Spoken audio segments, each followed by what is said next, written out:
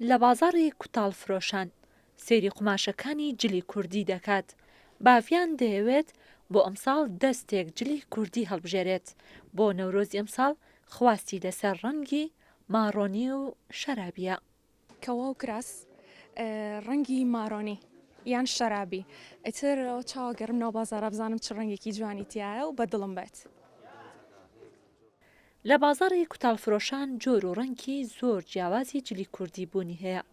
بە جۆرێک ئەو کوتاڵانەی کە ئیشی دەستیە و چنراوە نرخیان زیاترە.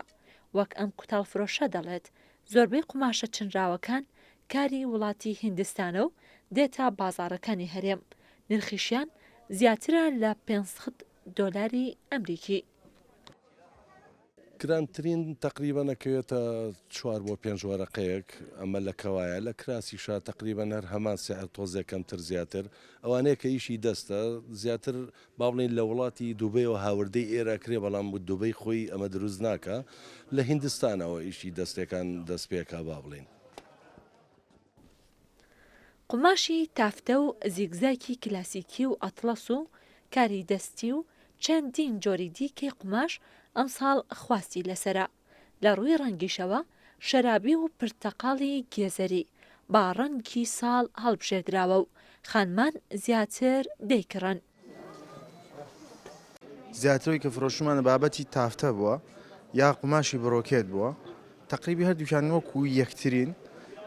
ئەوەی کە لای ئەمە فرۆشمانە 350,000 بووە ینی گرانترینی وەکو بابەتی کەوە ئەوەشی کە زۆرترین کرابێ هەر ئەو تافتە و بڕۆکێتە بووە.